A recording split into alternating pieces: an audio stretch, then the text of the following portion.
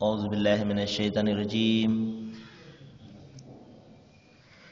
بسم الله الرحمن الرحيم.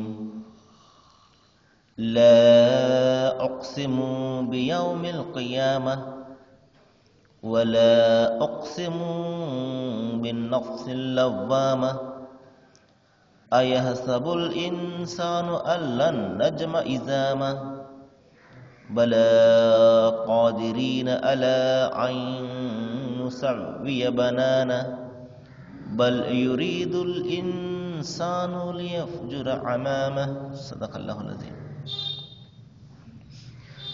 అనంత కరుణామయుడ అపార కృపాశీలుడైన అల్లాహ్ శుభనామంతో ప్రారంభిస్తున్నాను.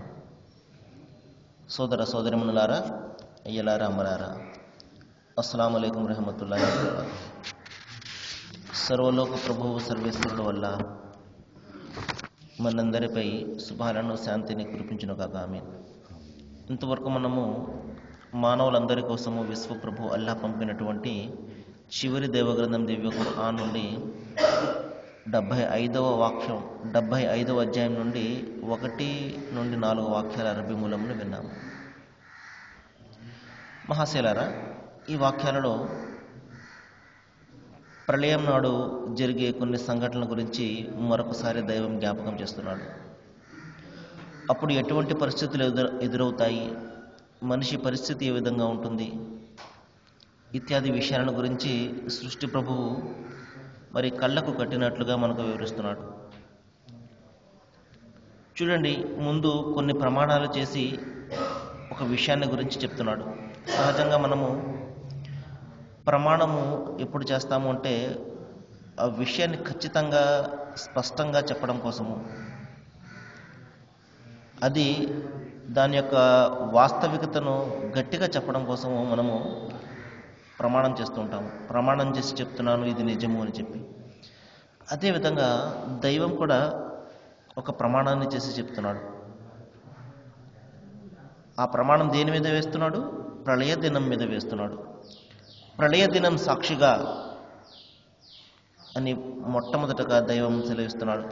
అంటే ఏ దినం అయితే రావడం తథ్యమో, నిజమో, ఏ విధంగా అయితే భూమి ఆకాశాలు అనేవి నిజమో, పగలు రేయి ఏర్పడడం అనేది నిజమో, అదేవిధంగా ప్రళయ దినం కూడా తప్పనిసరిగా వస్తుంది అని చెప్తూ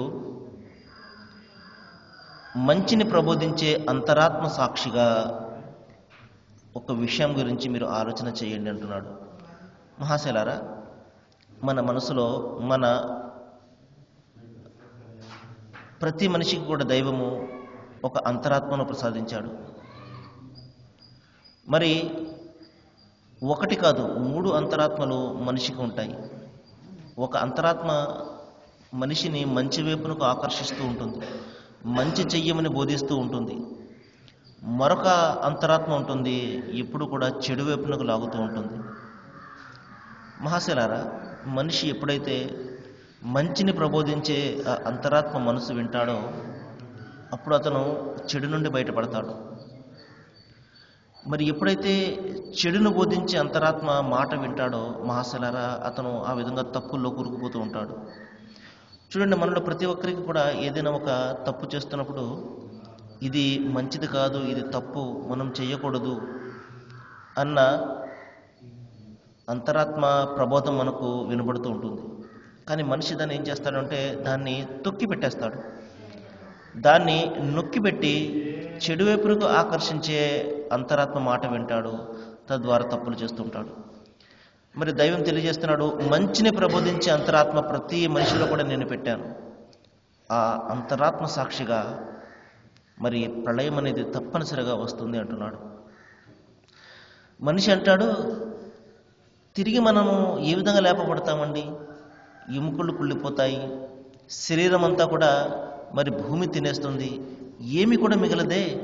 ఆ విధంగా తిరిగి ఏ విధంగా మనము పుట్టబడతాము అన్న సందేహాన్ని మనిషి వెళ్ళబుచ్చుతూ ఉంటాడు. మహాశయులారా, ఒక విషయాన్ని మనం ఇక్కడ గమనించాలి. ఏమిటంటే ఏమీ లేనప్పుడే దైవం మనల్ని పుట్టించాడు కదా. తల్లి గర్భంలో ఏమీ లేనటువంటి స్థితిలో చిన్న నీటి బిందువుతోటి దైవము మానవారిని పుట్టించాడే, మనిషిని పుట్టించాడే. ఒక్కసారి పుట్టించినటువంటి దైవానికి మరొకసారి పుట్టించడం ఏదైనా అసాధ్యమవుతుందా? ఒక్కసారి మనం ఆలోచన చేయాలి. మహాశిలారా చూడండి,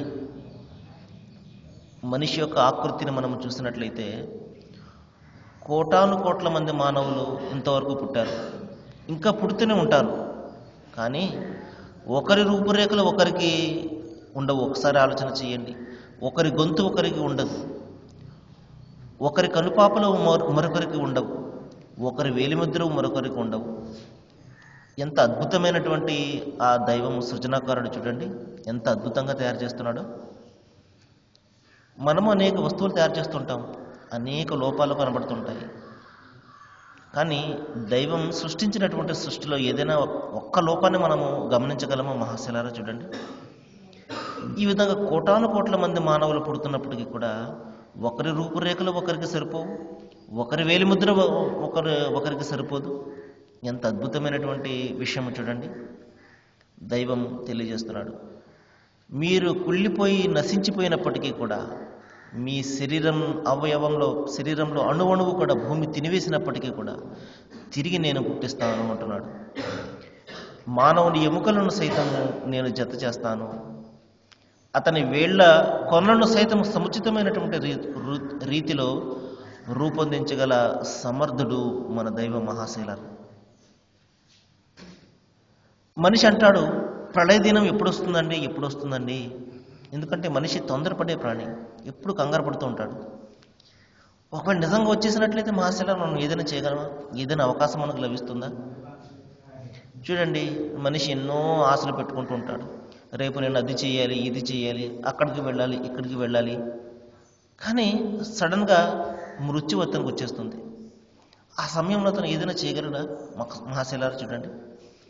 అదేవిధంగా ప్రళయం అనేది నిజంగా వచ్చేసింది అనుకోండి, ఇప్పుడే మనము ఏదైనా సత్కార్యాలు చేసే సమయం మనకు ఉంటుందా? కాబట్టి మహాశైలారా, నిస్సందేహంగా ప్రళయం అనేది అది నిర్ణయమైనటువంటి సమయంలో తప్పనిసరిగా వచ్చి తీరుతుంది. దానిని ఎవరు కూడా ఆపేది లేదు. ఒక క్షణం ముందు కూడా కాదు, ఒక క్షణం తర్వాత కూడా కాదు. అయితే మనం ఎంతవరకు పుణ్యాలను సంపాదించుకుంటున్నాము, మన పరిస్థితి ఏమిటి అన్నది మనం ఆలోచన చేయాలి. ఎప్పుడో వస్తుంది ప్రళయం, కానీ ఈ రోజున మరణం వచ్చేస్తే మహాశైలారు. కాబట్టి ప్రవక్త ముహమ్మద్ సల్లల్లాహు అలైహి వసల్లం వారు తెలియజేశారు, మనిషికి అతని మరణమే తొలి ప్రళయం అన్నారు. కాబట్టి మన మృత్యువు పలానా సమయంలో వస్తుంది అనేది మనకు తెలియదు. ఈరోజు ఉన్నవాళ్ళు రేపు ఉండకపోవచ్చు, రేపు ఉన్నవాళ్ళు ఇల్లుండి ఉండకపోవచ్చు. కాబట్టి అమూల్యమైనటువంటి ఈ జీవితాన్ని మనము అంత మాత్రం కూడా వ్యర్థం చేసుకోకూడదు. దైవం అది తెలియజేస్తున్నాడు. మరి ప్రళయ దినము ఎప్పుడు వస్తుంది అని అడుగుతున్నారు, కానీ అప్పటి పరిస్థితి మీకు ఏమైనా తెలుసా? అప్పటి పరిస్థితి ఏ విధంగా ఉంటుంది? దైవం తెలియజేస్తున్నాడు. చంద్రుడు కాంతిహీనుడైపోతాడు. వెన్నెల రాత్రులు మనం చూస్తుంటాం, నిండైనటువంటి చంద్రుడు మరి వెన్నెలను ప్రకాశిస్తూ మనకు ఎంతో ఆనందాన్ని ఇస్తుంటాడు. కానీ ప్రళయ దినాన ఆ చంద్రుడు కాంతి విహీనుడైపోతాడు, కాంతి అనేది ఉండదు. సూర్యచంద్రులు ఒక్కటిగా కలిపివేయబడతారు. చూడండి ఎంత భయంకరమైనటువంటి పరిస్థితులు ఎదురవుతాయో. మరి అప్పుడు తెలుస్తుంది మానవుడికి. అంటాడు, అరే నేను ఎక్కడికి వెళ్ళాలి, ఇప్పుడు ఎక్కడికి పారిపోవాలి? చూడండి, ఎప్పుడైనా ఏదైనా చిన్న భూకంపం వచ్చిందనుకోండి, కోటాను కోట్ల రూపాయలు చేసే ఇల్లు అయినప్పటికీ కూడా విడిచిపెట్టి రోడ్డు మీదకి వచ్చేస్తాడు మనిషి. చూస్తుంటాం కదా మనము. అరే నా కోట్ల రూపాయలు ఖర్చు పెట్టి ఇల్లు కట్టుకున్నానే, నా ఇల్లు నాకు సురక్షితంగా ఉంటుంది అనుకుంటాడా? చిన్నగా ప్రకంపనలు వచ్చేసరికి భూకంపము ఆ మొత్తం ఇల్లంతటిని కూడా విడిచిపెడతాడు. మరి ఖాళీ ప్రదేశంలోకి వెళ్ళి మళ్ళీ తలదాచుకోవడానికి ప్రయత్నం చేస్తాడు. మహాశిలారు, మనిషి పరిస్థితి అది. ఆ రోజున ఈ విషయాలన్నీ కూడా చూస్తాడు. చూసి మనిషి అనుకుంటాడు, ఇప్పుడు నేను ఎక్కడ తలదాచుకోవాలి, ఎక్కడికి వెళ్ళాలి? ఆ రోజున మీకు ఎలాంటి ఆశ్రయం లభించదు. మీరు మీ ప్రభువు వద్దకే వెళ్ళి ఆగవలసి ఉన్నది. మహాశైలారా, ప్రతి ఒక్కరము కూడా మంచి చేసినా చెడు చేసినా, ఎన్ని పేరు ప్రఖ్యాతులు డబ్బు దర్పాలు ఇక్కడ సంపాదించినా, ఎంత బీదరికాన్ని ఇక్కడ మనం అనుభవించినా, మనమందరం కూడా మన ప్రభువు ముందు నిలబడవలసి ఉన్నది. అందులో కులాలు, మతాలు, వర్గాలు, ప్రాంతాలు, దేశాలు ఏ మాత్రం కూడా తేడా లేవు మహాశిలారా.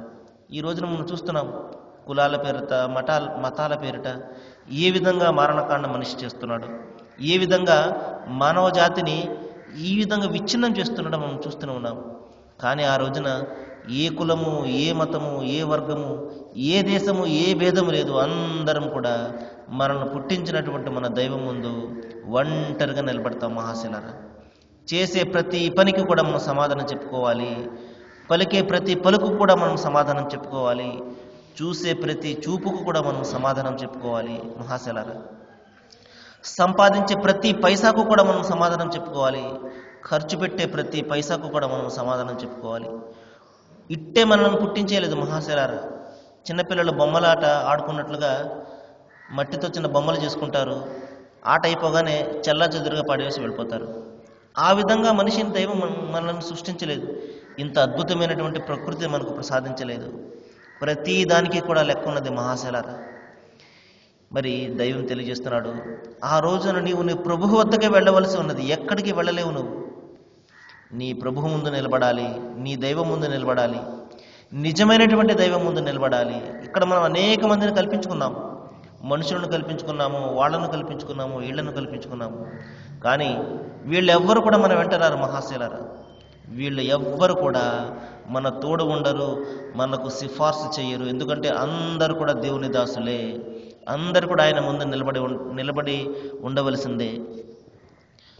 ఆ రోజున మనిషికి అతడు చేసుకున్నటువంటి ముందు వెనుక అంతా కూడా తెలిసిపోతుంది. చూడండి, మనిషి రహస్యంగా అనేక విషయాలు చేస్తుంటాడు, అనేక పనులు చేస్తుంటాడు, బహిరంగంగా కూడా చేస్తుంటాడు. ఆ రోజున అతను ముందు వెనుక చేసింది, చేయించింది అంతా కూడా తెలుపబడుతుంది. మనకు తెలియదు. ఒక వ్యక్తి చేసే పనిలో వెనుక ఉన్నటువంటి ఆ సంకల్పం ఏమిటో మనకు తెలియదు. కానీ సంకల్పాలను సైతము ఆ రోజున బట్టబయలు చేస్తాడు ప్రపంచం ముందు మహాశిలారా. మనం అందరం కూడా, మనకు అభిమానం ఉంటుంది. నలుగురిలో కూడా మంచిగా ఉండాలి, నలుగురిలో పేరు సంపాదించుకోవాలి, అందరూ నన్ను మంచివాడు అనాలి అన్న ఆత్రత ఉంటుంది, అభిమానం ఉంటుంది. మరి అదే విషయాన్ని మహాశిలారా, నలుగురు ముందు మనం అవమానపరిస్తే మన పరిస్థితి ఏమిటి? దైవం అది తెలియజేస్తున్నాడు. ఆ రోజున దాగి ఉన్నటువంటి రహస్యాలన్నీ కూడా బట్టబయలు చేయబడతాయి. అనేక రహస్యాలు ఇక్కడ మనము రహస్యాలను దైవం ఇక్కడ దాస్తున్నాడు. కానీ ఆ రోజున రహస్యం అనేది ఉండదు. ప్రపంచం ముందు మన యొక్క చరిత్రను దైవము బట్టబయలు చేస్తాడు. మరి నీవు ఎన్ని సాకులు చెప్పినప్పటికీ కూడా మహాశిలారా, దైవం తెలియజేస్తున్నాడు, మానవుడు ఎన్నో సాకులు చెప్పినప్పటికీ స్వయంగా అతని గురించి అతనికే తెలుసు కదా మహాశిలారా. చూడండి, మనము ఎన్ని పనులు చేసినా అది మంచో అది చెడో మనకు స్వయంగా తెలియదా? మన అంతరాత్మకు తెలుసు అది. ఉదాహరణకు చూడండి, ఒక వ్యక్తి ఉన్నాడు, అవినీతిలో కూరుకుపోయి ఉన్నాడు, అక్రమంగా లంచాలకు మరిగి అనేక డబ్బులు సంపాదిస్తున్నాడు, అనేక మందిని బాధ పెడుతున్నాడు. అతని మనసుకు తెలియదు అతను చేస్తున్నది తప్పు అని. కాబట్టి మన మహాశిలారా, ప్రతి మనిషిలో కూడా దైవము ఈ అంతరాత్మను పెట్టాడు. నీవు తప్పు చేస్తున్నావు, దైవం ముందు నిలబడాలి, దీనికి సమాధానం చెప్పుకోవాలి అన్న అంతరాత్మ హెచ్చరిక ప్రతి మనిషిలో కూడా దైవం పెడతాడు. కానీ దురదృష్టకర విషయం ఏంటంటే, ఆ అంతరాత్మను మనిషి చంపివేస్తాడు, నలిపేస్తాడు. చెడు వైపునకు ఆకర్షించే ఆ అంతరాత్మ మాట వింటాడు. దైవం అదే తెలియజేస్తున్నాడు, నేను హెచ్చరించాను అంతరాత్మ ద్వారా, మీరు ఈ పని చెయ్యకండి అని నేను మిమ్మల్ని హెచ్చరించాను. కానీ మీరు దాన్ని పెడచెవిన పెట్టారు, మీరు దాన్ని వినలేదు. ఈ రోజు నువ్వు ఎన్ని సాకులు చెప్పినా, లేదు దేవుడా నాకు తెలియదు, తెలిస్తే నేను చాలా బాగా ఉండేవాడిని, నాకు ఎవరు చెప్పలేదు అని రకరకాల సాకులు చెప్తాడు. ఆ రోజున దైవం చెప్తాడు, నీ అంతరాత్మ నీకు ప్రబోధించలేదా? నీ అంతరాత్మ నీకు చెప్పలేదా ఇది చెడు అని? అయినప్పటికీ నువ్వు చేశావు, అనేక మందిని బాధ పెట్టావు నువ్వు. చూడండి మహాశిలారా, దైవం తెలియజేస్తున్నాడు. మరి ఆ భయంకరమైనటువంటి ఆ రోజున కొంతమంది తప్పించుకుంటారు, కొంతమంది దైవం రక్షణలో ఉంటారు. వాళ్ళు ఎవరై ఉంటారు అంటే, ఆయన ఒక్కనికి మాత్రమే ఆరాధన చేసేవారు, ఆయన మాట చొప్పున, ఆయన ఆజ్ఞ మేర ఈ ప్రాపంచిక తలుకు బెలుకులకు లొంగకుండా తమ జీవితాన్ని గడిపేవారు. ఒక దైవభీతితోటి జీవితం గడిపేవారు. ప్రభు ముందు నిలబడాలి నేను అన్న స్పృహలో వాళ్ళు జీవితం గడిపేవారు. మరి అనేక కష్టాలు ఎదురయ్యాయి, అనేక నష్టాలు ఎదురయ్యాయి, బీదవాళ్ళుగా ఉన్నారు. అయినప్పటికీ కూడా వాళ్ళు మరి స్థిరమైనటువంటి దైవభీతితోటి జీవితం గడిపారు. ఇటువంటి వాళ్ళను దైవము ఆనాడు రక్షిస్తాడు. మరి తన కారుణ్యంలో చోటును ప్రసాదిస్తాడు. నేను అల్లాహ్ను ప్రార్థిస్తున్నాను, మనందరినీ కూడా అల్లాహ్ అటువంటి కారుణ్యంలో మనందరికీ కూడా చోటును ప్రసాదించే సద్భాగ్యాన్ని మీకు నాకు మనందరికీ కూడా అల్లాహ్ ప్రసాదించుగాక. వాకిరు దావానా అల్హమ్దులిల్లాహి రబ్బిల్ ఆలమీన్. అస్సలాము అలైకుం.